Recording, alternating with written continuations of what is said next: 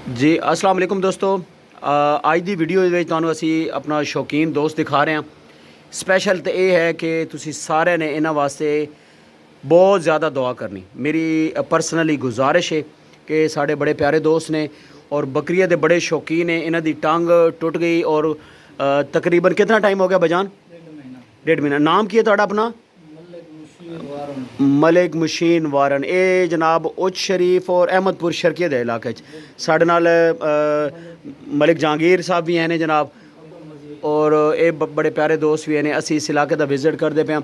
इन्हां दी बकरियां वेखियां ने, बड़ा प्यारा शौक ये करते पे ने। तो अच्छा तुसी की दस दो तुहाडे कोल कितनी बकरी सी टोटल? मेरे को 100 बकरी है। 100? 80 बकरी ढाई।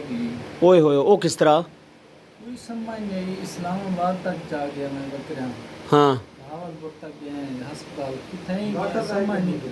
हाँ और कोई समझ नहीं, एक बीमारी नहीं। अच्छा इस्लामाबाद बकरी खानी हुई ढाई गई। ओए होए होए। अच्छा ये बकरियां मलिक साहब कट्ठा जिब्बा की तसे एक कितने टाइम पहले की गल है? तकरीबन 2 साल हो गए। 2 साल हो गए। अच्छा एक बकरी दा जेरा के लिए, एक दा आंध्रा के लिए, एक दा पिट्टा के लिए। अच्छा ਜਿਹੜੇ ਡਾਕਟਰ ਹਨ ਉਹ ਆਦਰ ਅਲਾਦਾ ਨਹੀਂ ਹੁੰਦੀ। हाँ हाँ ਬਿਲਕੁਲ ਸਾਰੇ ਕੋਲ ਕੰਟਰੋਲ, ਕਹੀਂ ਕਿਸੇ ਕੋਲ ਡਾਕਟਰ ਕੋਲ ਨਹੀਂ। अच्छा ਹੁਣ ਇਸ ਟਾਈਮ ਤੇ ਕਿੰਨੀਆਂ ਬੱਕਰੀਆਂ ਤੁਹਾਡੀ? ਅਸੀਂ ਬੱਕਰੀਆਂ ਦੀ ਵੀਡੀਓ ਬਣਾਈ ਹੈ। ਸਾਡੇ ਕੋਲ ਹੁਣ ਹੈ 5 ਬੱਕਰੀਆਂ। अच्छा 5 ਬੱਕਰੀਆਂ ਮਾਸ਼ਾਅੱਲਾ। ਪੱਠਾ ਬਹੁਤ ਖੂਬਸੂਰਤ ਹਨ ਵਿੱਚ ਵੇਖੀਆਂ ਨੇ, ਔਰ ਬੱਕਰੀਆਂ ਦੇ ਹਵਾਨੇ ਵੀ ਬੜੇ ਅੱਛੇ। ਮੈਂ ਅੱਗੇ ਮਲਕ ਸਾਹਿਬ ਅੱਗੇ ਵੀ ਇੱਕ ਰਿਕਵੈਸਟ ਕਰ ਰਿਹਾ, ਤੇ ਇਹ ਰਿਕਵੈਸਟ ਮੈਂ ਤੁਹਾਡੇ ਅੱਗੇ ਵੀ ਕਰਾਂਗਾ। ਅੱਲਾਹ ਪਾਕ ਤੁਹਾਨੂੰ ਅੱਛੀ ਸਿਹਤ ਦੇ। ਤੁਸੀਂ ਇੱਕ ਦਫਾ ਨਾ ਸਾਡੇ ਕਹਿਣ ਤੇ ਇੱਕ ਬਰੀਡਰ ਪਠੋਰਾ ਆਪਣੀਆਂ ਬੱਕਰੀਆਂ ਛੱਡਣਾ।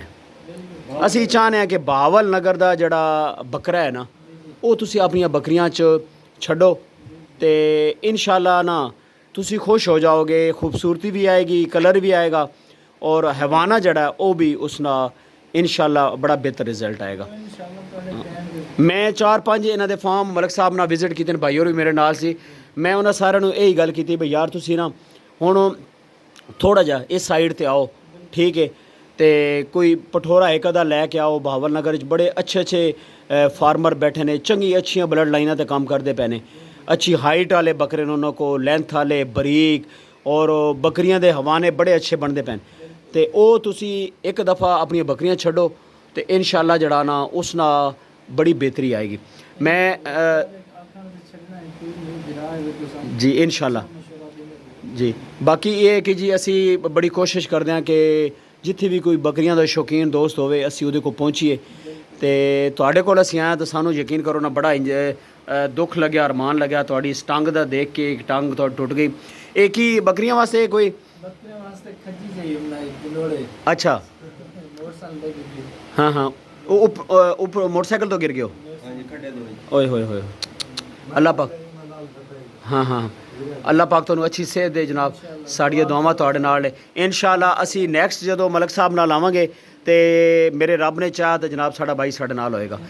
दुआवां दी दरखास्त ही सारे दोस्त मेरे भाई वास्ते स्पैशल दुआ करो। अल्लाह पाक सब नू अच्छी सेहत दे। ते मिलदे हैं नैक्सट इंशाअल्लाह खूबसूरत वीडियो ना। अल्लाह हाफिज़।